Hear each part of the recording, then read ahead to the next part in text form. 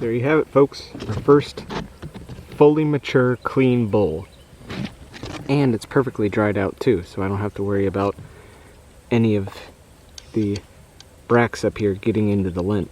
This is going into a museum. Quite literally, it's going to the Edisto Island Museum.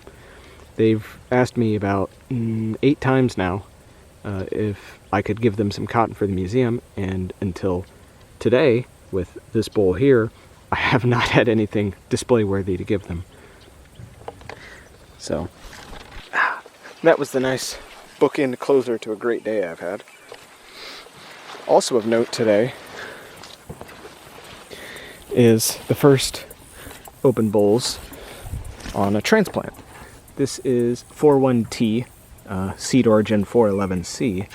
And as you can see down here, it's got a 4 maris boll and 3 maris boll that have opened up. And these aren't clean like that one I just showed you. These were put on back when the plant was still dealing with boron issues, and like I've surmised, these later bolls have been much, much cleaner because the seeds had everything they needed to thrive. So they didn't set immature seeds and have underdeveloped cotton. Also, 44D is now officially taller than me. He's like 6'4" now. I'm only 6. So he's probably also going to go into a museum whenever the frost kills him, or maybe a little beforehand so I can retain the leaves. We shall see. He has not been very productive. He might be a rogue plant, so his prodigy may not go on, but I cannot discount his substantial height. Also, I don't know why I'm gendering the cotton plants, specifically 44D as a he. I think I've been referring to these as she's. I don't know why I'm doing that. I'm just weird. But that's it. Nothing else really exciting. Flower production has really halted, as well as new boll setting. A lot of these were, as you can see up here, right, they weren't retaining any new bolls, and as you can look down in there.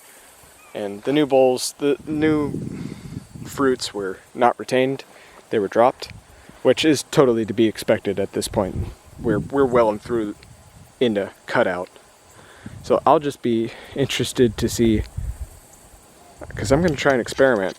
I'm going to leave some or all of these plants in the ground over winter and see if I get any to regenerate, because if I can make a perennial crop just for this site, since it's going to be a permanent field, that would be utterly fantastic. I won't be able to do any progeny selection at this site if I do that, but it would save me a whole mess of trouble as far as bed preparation and field prep, all that jazz. I just have to fertilize it every year and maybe put down some weed matting, and these suckers could just regenerate every single year, and then they would be putting out flowers way earlier, and they would be producing way more fruit every single year. So that's something I'm going to try. I don't have much faith in that. If we have a really warm winter, it may actually do just well. Like, none of these could die. We could just have a light frost, never actually get snowfall, and these could just die down to the root level and then come back up. Or they may just be really that cold intolerant, and as soon as we get a cold snap, they just all die right to the roots and then rot in the ground, and then I have to replant the following year. But I'm going to experiment with that.